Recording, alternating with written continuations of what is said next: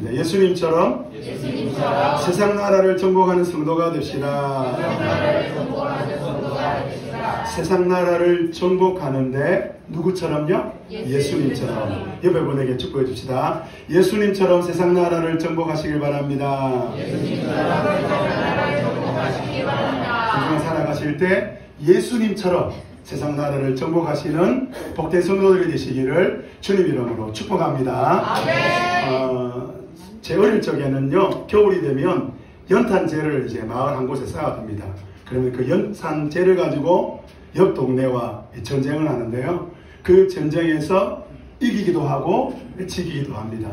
하루는 동네 형님들이 저와 제 친구를 불러가지고 너희들에게 사명이 있다. 너희들이 옆에 동네 가서 옆에 동네 아이들이 지금 어떻게 전쟁 준비를 하고 있는지 정찰을 하고 오더라. 정찰을 갔습니다.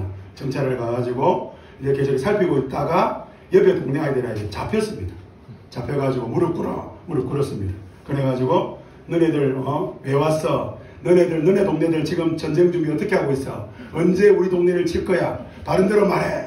죽으면 죽으리라. 그런 마음으로 저는 말하지 않으려고 굳게 결심을 했는데 제 마음과 상관없이 제 입은 열려서 다 이야기해 주었습니다. 그러나 우리 동네는 그 동네에게 정복을 당하고 말았습니다. 주 70년 예루살렘 멸망은 유대 사회에서 너무 중요한 사건입니다. 이 사건으로 말미암아 유대 백성들은 유대 땅에서 더 이상 살지 못하게 됩니다. 오늘 우리가 팔레스틴 그리고 이스라엘과의 갈등, 팔레스틴이 우리 땅이다. 1000년 넘게 팔레스틴 땅이었던 그 땅, 주 70년 예루살렘이 멸망하면서 유대인들은 쫓겨납니다.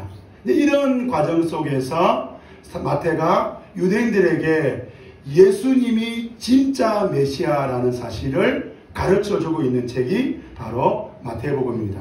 모든 것을 잃어버린 예루살렘이 멸망하고 예루살렘에서부터 시작해서 이스라엘 백성들은 다 자기 본토, 가족, 친척 그 땅을 다 버리고 떠나게 돼버린, 쫓겨나게 된 그 유대인들에게 진짜 메시아는 예수님입니다. 그리고 진짜 메시아이신 예수님이 세우신 그 하나님 나라를 따르는 사람이 하나님이 원하는 사람입니다. 그 이야기를 기록한 것이 마태복음입니다. 이런 관점에서 보면 오늘 본문은 겸손한 왕으로 낙이 타고 예루살렘으로 들어가시는 그 낭만적인 이야기가 아닙니다. 멀쩡한 자기 재산인 나귀를 풀어서 예수님께 주었던 믿음 좋고 순진한 그런 그 나귀 주인 이야기도 아닙니다. 예수님을 왕으로 받아들여서 종려나무 가지를 흔들고 그릇과 종려나무 가지를 바닥에 깔아서 호산나 다윗의 자손 이어라고 외쳤던 그 믿음 좋은 사람 이야기도 아닙니다. 오늘 예수님은 예루살렘을 정복하려고 예루살렘에 들어가십니다. 예수님이 말씀하시는 하나님 나라는 세상 나라가 이해할 수 없습니다. 하나님 나라는 세상 나라를 정복하는데 세상 나라 방식으로 하나님 나라를 세우는 게 아니라 하나님의 말씀으로 하나님 나라를 세워가십니다. 그래서 오늘 말씀의 제목입니다. 한번 따라해볼까요? 예수님처럼 세상 나라를 정복하는 성도가 됩시다. 오늘 말씀을 통해서 예수님처럼 한 주간 살아가실 때 저와 여러분이 세상 나라를 예수님처럼 정복하는 복된 성도가 되시기를 주님 이름으로 축복합니다. 첫째, 우리는 우리 각자 원하는 메시아가 있다는 거예요. 우리는 다 우리가 원하는 뭐가 있다고요? 메시아가 있다는 거죠. 마태복음 21장 1절에 보면 예수님과 제자들이 벳박의 마을을 지나 예루살렘으로 가고 있습니다. 그때 예수님이 두 제자에게 말씀하시거든요. 2절에 보면 2절 우리 노란 글씨 같이 한번 읽어볼까요? 시작. 맞은편 마을로 가거라. 가서 보면 나귀 한 마리가 매여 있고 그 곁에 떼가 있을 것이다. 풀어서 나에게로 끌고 오더라. 그런데 그 과정 속에서 누가 무슨 말을 하거든. 3절에 보니까 주님께서 쓰려고 하십니다 라고 말하라 그럽니다. 그러면 내어 줄 거라고 말하고 있죠. 우리 4절 말씀 같이 한번 읽어볼까요? 이것은 예언자를 시켜서 하신 말씀을 이루셔야 될 것이었다. 저는 본문을 보면서 여러 가지 그 이해되지 않는 질문이 생겼어요. 첫째는 그 멀쩡한 남의 집 나귀를 가져오라는 거예요. 아무리 예수님이지만 남의 집 재산인 나귀를 가져가면 됩니까?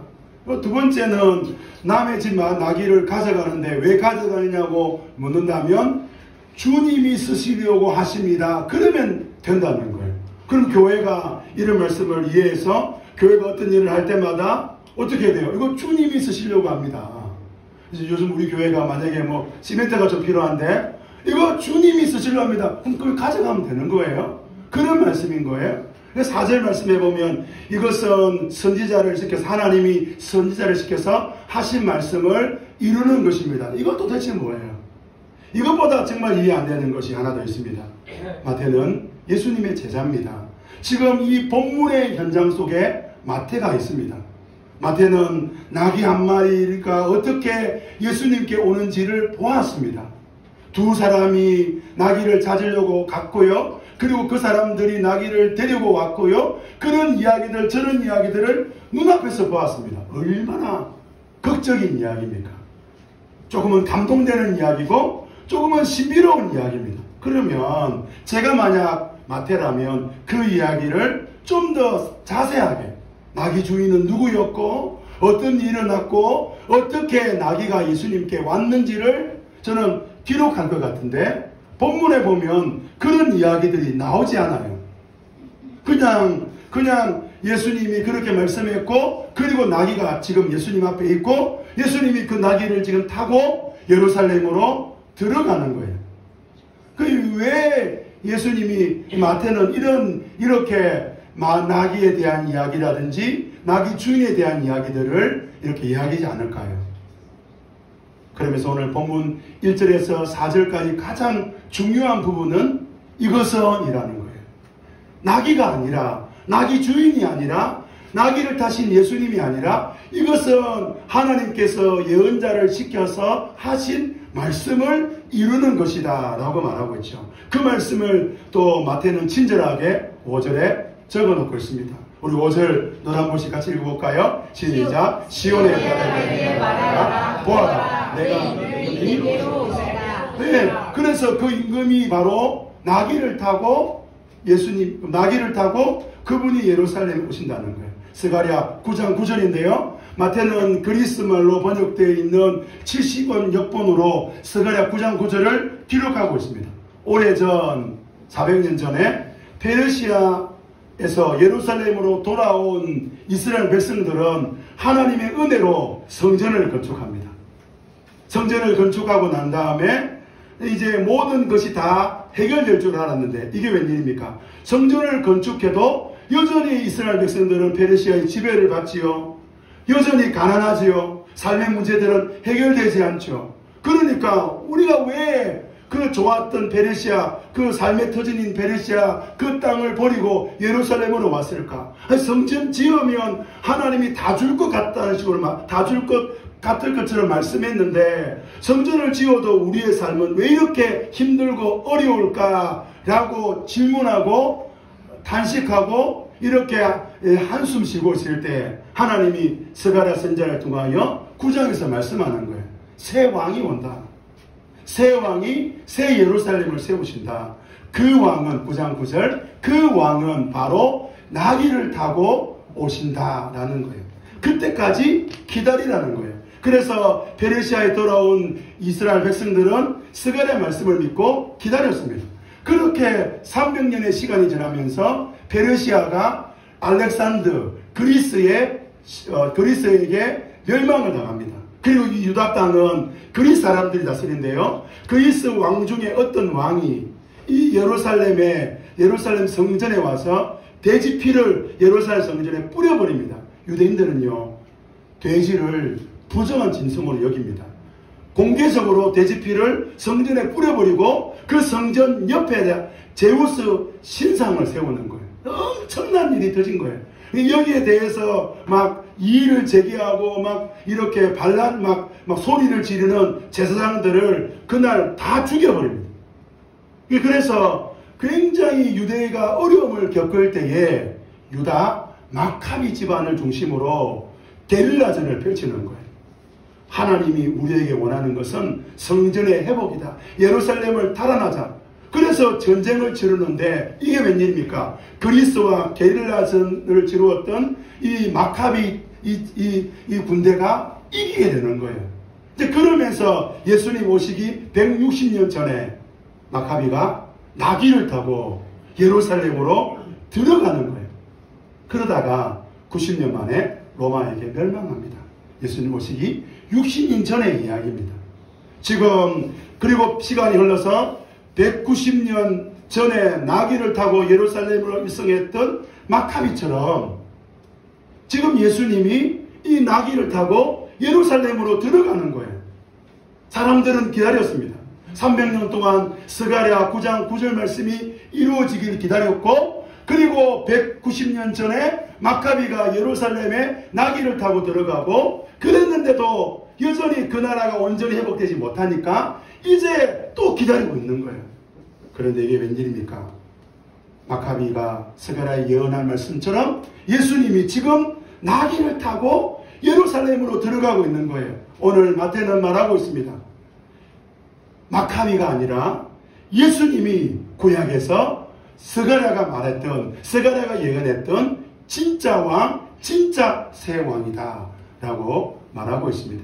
사람들은요, 스가랴 9장 9절 말씀을 알고 있고요, 사람들은 마카비 그 왕을 알고 있습니다. 그래서 예수님이 나귀를 타고 입성할 때에 사람들은 190년 전 그 마카비를 떠올리면서 한호성을 지르는 거예요. 마카비가 그리스로부터 유대를 독립시켜준 것처럼 이제 로마로부터 자신들을 독립시켜줄 메시아를 기대하면서 190년 전에 이스라엘 백성들이 마카비 앞에서 했던 것과 똑같이 하는 거예요. 겉옷을 길에다가 펴놓고 다른 사람들은 종려나무 가지를 꺾어다가 길에 깔아놓고, 우리 9절 노란 글씨 같이 한번 읽읍시다. 시작. 호산나 다윗의 자손께 복되시다. 주의 이름으로 오시는 분 더없이 높은 곳에서 호산나. 그렇죠. 로마로부터 조국을 해방시켜줄 전사 마카비아와 같은 위대한 왕이 예수님이라고 생각한 거예요. 마카비는 이길 수 없는 그리스 군대와 싸워 이겼습니다. 기도원 300명 용사가 횃불과 나팔로 미디안 14만 5천 명을 이긴 것처럼 예수님이면 될 거라고 생각한 거예요. 호산나라는 말은 할렐루야 같은 관용구예요. 주님이 우리를 구원하신다. 그렇게 감탄사로 이렇게 하고 있습니다. 근데 그렇다면 왜 이렇게 이 유대인들이 로마로부터 유다를 해방시켜줄 새 왕을 기다렸을까요? 예루살렘에 하나님 나라를 세우고 싶을까요? 아닙니다. 로마의 세금 정책 때문에 그렇습니다. 그리스와 유다의 갈등도 동일합니다. 마카비가 일어난 이유도 비슷합니다. 세금 정책, 과다한 이 세금 정책을 해결해 줄 190년 전에 마카비가 그리스로부터 유다를 독립시킴으로 세금 정책을 없애준 것처럼 로마로부터의 세금 정책을 없앨 수 있는 그런 왕을 기다리면서 이들은 호산나라고 외치고 있죠.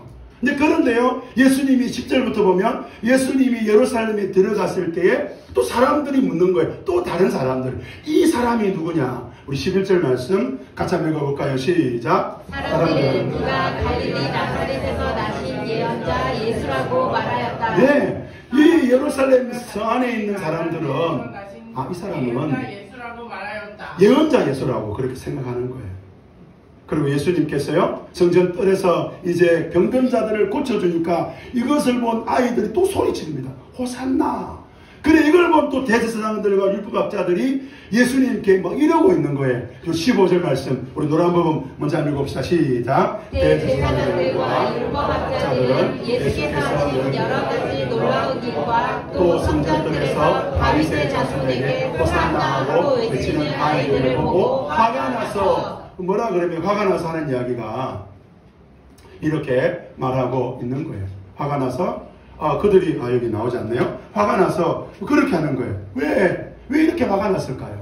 이렇게 화가 난 이유는 자신들이 생각하는 율법학자들과 종교 지도자들이 생각했던 그 메시아와 예수님이 일치하지 않는 거예요.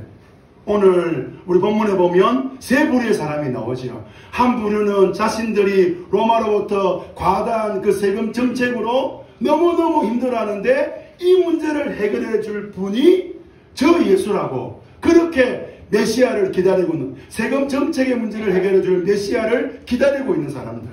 또 한 부류는 예수님이 예루살렘에 들어왔지만 그럼에도 불구하고 그 예수가 메시아가 아니라 우리가 성경을 보고 연구하고 깨달았던 그 메시아, 예수님은 메시아가 아니고 그 메시아가 진짜 메시아라고 믿는 그런 사람들이 등장합니다. 제가 청년부를 사역할 때 있는데요. 저는 청년부 사역의 축복은 교회 안에 있는 청춘 남녀들이 눈이 맞아서 결혼하는 것. 청년부의 저주는 다른 교회 형제 자매랑 눈이 맞아서 가버리는 것. 저는 그렇게 생각을 했습니다. 그래서 어쨌든 간에 서로 만나서 사랑의 불꽃이 튀도록 애를 많이 썼습니다. 그래서 막 이불로 형제에게 저 자매 예쁘지 않느냐고 막 그렇게만 하고, 어떤 자매에게는 나는 저런 형제를 본 적이 없다 막 세뇌시키고 막 그렇게 했습니다. 그래 한 번은 제가 이제 이 청년들에게 이제 물어보잖아요. 어떤 이제 자매나 형제가 그런 이성상이냐고 물어보거든요. 그러면요, 청년들이 괜히 이제 좀 제가 물어보니까, 목사가 물어보니까 이제 믿음이 좋은 뭐 이런 이야기 하거든요. 믿음만 좋으면 됩니다. 저는 진짜 믿음만 좋으면 되는 줄 알았어요. 그래가지고 둘이를 붙여줬는데 뭐라 그러냐면, 목사님 키가 좀 작아서, 아니 처음부터 키가 크다고 키가 큰 자매를 원한다든지 키가 큰 형제를 원한다든지 그러면 되는데, 뭐 키가 작아서 뭐 학벌이, 그럼 서울대 나온 자매를 찾는다고 말을 했으면 되는데, 여러분 저는 정말 제가 느끼는 게 뭐냐면, 말은 믿음이 좋은 사람이라고 말하는데 실제로는 원하는 사람이 다른 거. 이사야 53장을 묵상하면 예수님이 나옵니다. 예수님을 묵상해보면 정말 우리가 생각하는 예수님과 좀 다른 것 같아요. 예수님 오시기 전 700년 전에 이사야는 이런 예수님을 예언합니다. 그 예언을 보면 예수님은 흠모할 만한 아름다움이 없었다라는 거예요. 못생겼다는 거예요. 주님을 따르는 목사로서 잘생겨가지고 고민이 생겨요. 그런 말씀이 큽니다. 예수님은 항상 질병에 걸렸다고 말합니다. 여러분, 이사야는 못생기고 병들었고 그래서 사람들이 쳐다볼 만한 것이 없어서 예수님이 고난을 당할 때 저 사람은 절에서 고난을 당하는 거예요. 그렇게 여겼다는 거예요. 당연하다. 십자가에 죽는 것은 당연하다. 그렇게 여길 것이라고 예언하고 있습니다. 오늘 우리는 너무 잘생긴 예수님 그림을 보고 있습니다. 말도 잘하시고요. 성공적인 삶을 살아가시고 능력 있는 그런 예수님을 원합니다. 그런데 성경을 보면 예수님은 너무 무기력하고 무능력하게 도살장에 끌려가는 어린 양처럼 십자가에서 비참하게 죽으시는 거예요. 천군 천사를 데리고 와서 로마를 정복할 수 있는 분이 스스로 죽음의 길을 가시는 거예요. 예수님의 삶은 성공 아닙니다. 예수님의 삶은 존경과 인정이 아니었습니다. 예수님은 묵묵히 아버지 하나님이 가라는 길을 가셨어요. 그래서 예수님은 마태복음 7장 13절과 14절에 자신이 가는 그 길, 그리고 자신을 따르는 주님의 제자들이 가야 될 길을 이렇게 말씀합니다. 우리 13절, 14절 같이 한번 읽어볼까요? 시작. 좁은 문으로 들어가라. 멸망으로 이끄는 문은 넓고 그 길이 널찍하여서 그리로 들어가는 사람이 많다. 생명으로 이끄는 문은 너무나도 좁고 그 길이 좁아서 그것을 찾는 사람이 적다. 성도 여러분, 여러분은 어떤 메시아를 원합니까? 여러분도 어떤 메시아를 꿈꾸고 있습니까? 성경에서 말씀하시는 그 예수님입니까? 아니면 내가 원하는 여러분의 예수님입니까? 메시아의 길은 좁은 길입니다. 메시아의 길은 사람들이 원하는 길이 아닙니다. 오늘 사랑하는 성도 여러분, 저와 여러분의 삶 가운데서 성경에서 말씀하시는 그 좁은 길, 그 예수님이 나의 메시아임을 고백하고 그 예수님을 따르는 저와 여러분 되시기를 주님 이름으로 축복합니다. 두 번째로 예수님은 예루살렘 성전을 엎으시는 거예요. 나귀를 타고 예루살렘으로 들어가셨던 예수님은 베단 위로 내려가십니다. 그리고 다음날 예수님은 다시 예루살렘에 들어가시는데요. 예루살렘 성전 입구에는 장사하는 사람이 있습니다. 두 분인데요. 한 분은 비둘기를 파는 거예요. 왜냐하면 예루살em 성전에서 제사를 드리려면 짐승을 끌고 와야 되는데 그게 너무 어렵잖아요. 그래서 비둘기를 팝니다. 또 다른 하나는 돈을 바꾸는 건데요. 그 당시 통용되는 돈은 그리스 돈입니다. 이 그리스 돈을 성전세로 받지 않는 거예요. 이방인 돈이니까. 그래서 이 돈을 유대인으로 돈으로 바꿔주는 환전소가 있습니다. 예수님은 그들의 상을 엎으시죠. 12절에 보면 예수께서 성전에 들어가셔서 그것들을 엎으셨다 그래요. 둘러 엎으셨다라는 말은 지금 장사하는 사람들을 장사하지 못하게 했다는 말씀 이상입니다. 예수님은 지금 이 성전을 엎으시는 거예요. 왜요? 13절 말씀에 우리는 시편 말씀을 인용하시는 예수님의 말씀을 들을 수가 있습니다. 우리 13절 빨간 것이 같이 한번 읽읍시다. 시작. 성경에 기록하노라 내 집은 기도하는 집이라고 불릴 것이다 하였다. 그런데 너희는 그것을 강도들의 숯불로 만들어버렸다. 예수님은 지금 예루살렘 성전을 기도하는 집이라고 불려야 되는데 그렇지 않다고 그래요. 뭐라 그럽니까? 강도들의 뭐라고요? 소굴이라는 거예요. 하나님이 심판할 수밖에 없는, 여러분 예루살렘은 평화를 주는 도시입니다. 이름대로 하면 하나님이 복을 주시는 도시입니다. 그래서 사람들은 예루살렘에 가면 하나님 주시는 복을 받을 수 있다고 믿었습니다. 중세 때에 많은 유럽인들이 예루살렘에 갔던 이유는, 그것을 성지로 여기고 성지순례를 했던 이유는 그 예루살렘에 가야만이 하나님 주시는 복과 은혜를 얻을 수 있을 거라고 믿었기 때문에 그렇습니다. 그런데 오늘 예수님은 뭐라 그럽니까? 이 예루살렘은 예루살렘이 아니라, 기도의 집이 아니라 강도들의 소굴이라는 거예요. 종교개혁자 칼빈은 기독교 강요에서 우리 안에 우상을 만드는 공장을 보라고 말하고 있습니다. 내 안에 있는 우상 공장은 나를 파괴하는 거예요. 나를 무너지게 만드는 게 없음, 궁핍, 결핍이 아니라 우상이라고 말하고 있습니다. 성도 여러분, 자녀가 우상이 되면 자녀 때문에 내 삶을 망치는 거예요. 정력이 우상이 되면 정력 때문에 망하는 거예요. 돈이 우상이 되면 돈 때문에 망하죠. 오늘 현대 결혼의 최대의 적은 저는 행복이라고 생각합니다. 왜 결혼합니까? 행복하려고. 그래서 행복하려고, 내가 행복하려고 하면 할수록 내 배우자가 불행해집니다. 부모가 행복할수록 자녀가 불행해집니다. 반대로 말하면 남편이 행복해지려고 하면 그만큼 더 아내가 더 불행해지는 거죠. 왜 결혼합니까? 결혼은 나를 하나님의 형상으로 만들어가는 방법, 도구입니다. 나를 사람 만들게 하려고 하는 하나님의 축복의 통로인 거예요. 그런데 우리는 남편을 바꾸려고 그래요. 아내를 바꾸려고 그래요. 성도 여러분, 우리는 사람을 바꿀 수 있는 권리와 능력이 없습니다. 그런데도 자녀를 바꾸려고 그러고 남편을 바꾸려고 그러고 아내가 달라져야 내가 행복할 수 있다고 믿는 우상 속에 살아가는 거예요.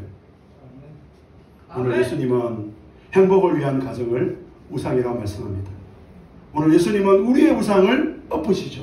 예루살렘 성전을 엎으시듯이 우리의 우상을 엎으십니다. 왜? 우리의 우상 때문에 우리가 망하기 때문에. 그래서 우리의 우상을 엎어야 우리가 살기 때문에. 세상 나라는 어떤 국가나 정부나 도시를 말하는 게 아닙니다. 예수님은 정권 교체를 위해 이 땅에 오신 분이 아닙니다. 예수님은 우리가 믿는 메시아를 무너뜨리기 위해 이 땅에 오셨습니다. 우리가 바라보고 있는 성전, 그것을 파괴하시려고 이 땅에 오신 거예요. 예수님은 지금 예루살렘을 정복하시고 예루살렘을 무너뜨리기 위해 이 땅에 오신 거예요. 그렇다면 오늘 우리가 믿는 그 메시아 어떻게 하면 무너뜨릴 수 있을까요? 예수님이 어떻게 우리가 믿고 있는 그 성전을 무너뜨리십니까? 바로 십자가라는 거예요.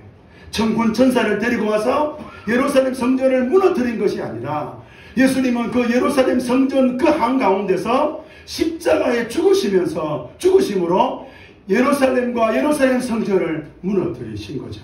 그래서 마지막 세 번째입니다. 한번 따라합시다. 그래서 우리는 세상 나라를 정복하시는 예수님을 만나야 됩니다. 마태는 성전뜰에서 예수님과 대제사장과 율법학자들이 충돌하는 그 충돌과 그 갈등을 기록하고 있는데요. 14절에 보면 예수님이 그들을 다 고쳐주세요. 약한 사람들. 15절 말씀 우리 같이 한번 읽어봅시다. 빨간 글씨에 읽어봅시다. 시작. 대제사장들과 율법학자들은 예수께서 하신 여러 가지 놀라운 일과 또 성전뜰에서 다윗의 자손에게 호산나 외치는 아이들을 보고 화가 나서 왜 화가 났을까요? 그렇게 외치는 그 아이들을 보고 예수님이 가만히 있는 거예요. 그래서 16절에 보니까 예수님 보고 왜 너 가만히 있느냐 라고 물으니까 예수님이 그들에게 말하고 있습니다. 우리 빨간 것이 같이 한번 읽어볼까요? 시작. 그러나 주님께서는 어린아이들과 젖먹이들의 입에서 찬양이 나오게 하셨다 하신 말씀을 너희는 읽어보지 못하였느냐? 아니 너 그런 말을 듣고도 어떻게 가만히 있느냐? 신성모독 아니냐? 그렇게 예수님을 비난하고 있을 때에 예수님은 그 종교 지도자들에게 하나님은 어린아이들과 젖먹이들의 찬양을 원하신다. 그들로 하여금 찬양하게 하셨다. 이게 무슨 말이에요? 예루살렘 종교 지도자들이 틀렸다는 거예요. 여러분 믿음 생활 오래 하면 신앙에 대한 신념이 생겨요. 기도는 이런 거야. 예배는 이런 거야. 이렇게 신앙생활 해야 돼. 그 신념이 깊어지기 시작하면 말씀도 그 신념으로 읽게 됩니다. 신앙생활에 제일 중요한 게 말씀이라고 해놓고 말씀대로 사는 것보다 자기 신념대로 살아가는 거예요. 어린아이와 젖먹이들은 자기 신념이 없지요. 생길 나이가 아닙니다. 오늘 우리 주 예수님은 오늘 저와 여러분에게 어린아이와 젖먹이처럼 우리의 이 종교적인 신념을 버리라고 지금 말씀하고 있습니다. 오늘 우리 교회는요, 저희 사천국밥교회는 생명의 삶이라는 공부를 하지 않습니까? 목사님, 생명의 삶이 뭡니까? 이렇게 물으신다면 저는 이렇게 말씀드리고 싶어요. 성경대로 믿고 성경대로 살자는 거예요. 성경이 하라 그러면 하는 거예요. 성경이 하지 말라 그러면 하지 않는 거예요. 성경대로 기도하고 성경대로 예수 믿고 찬송하고 전도하고 성경대로 사랑하자는 거예요. 사랑하는 성도 여러분, 사천국밥교회 공동체 여러분, 우리 성경대로 살아가는 저와 여러분 되시기를 주님 이름으로 축복합니다. 아멘. 저는 사랑하는 사람, 특히 가족을 통제하려고 했습니다. 왜 이렇게 가족을 통제하려고 할까 살펴보니까 제 안에 불안이 있는 거예요. 제 우상은 불안입니다. 불안을 제거하려고 하면 할수록, 불안을 직면하면 할수록 더 큰 불안이 제게 다가오는 거예요. 근데 생명의 삶을 공부하면서 깨달은 게 뭐냐면 성경대로 믿자라는 거예요. 성경을 보니까 불안할 이유가 없는 거예요. 그래서 불안할 이유가 없음을 선포했습니다. 그러고 나니까 생명의 삶을 통하여 제가 가진 것 중에 하나의 축복은 가족을 통제하려는 마음이 사라지기 시작하는 거예요. 오늘 성도 여러분, 성경에서 말씀하시는 예수님을 만나시기를 바랍니다. 네. 그래야 내 안에 있는 예루살렘이 무너지는 거예요. 성경에서 말씀하시는 예수님을 만나야 됩니다. 그래야 우상 가운데 있는 나를 발견하게 되고, 그래야 우상을 들고 십자가 앞에 나아갈 수 있게 되는 것이죠. 내 안에 있는 세상 나라부터 정복하시기를 바랍니다. 나로부터 세상 나라인 우상을 깨뜨리시는 십자가의 능력을 경험하시기를 바랍니다. 남편의 목숨 걸고 자녀의 목숨 걸고 행복의 목숨 걸고 이런 것들 내려놓는, 그래서 하나님만 예배하는 기적을 체험하시기를 바랍니다. 그럴 때 우리가 뭘 누릴 수 있습니까? 그럴 때 나만 바뀌는 게 아니라 내 옆에 있는 내 가족, 내 아내, 내 주변의 이웃들, 이 사천 땅, 이 서부 경남 땅, 세계와 열방이 바뀌어지는 부흥을 우리가 경험할 수 있는 것이죠. 사랑하는 성도 여러분, 세상 나라를 정복하신 예수님의 방법은 십자가입니다. 오늘 저와 여러분이 우리가 가지고 있는 우상들, 예루살렘 성전들 다 십자가 앞에 가져가서 십자가의 능력으로 깨트려지고 회복되어지고 세워지시는 복된 성도들이 다 되시기를 주님 이름으로 축복합니다. 우리 찬양할 건데요.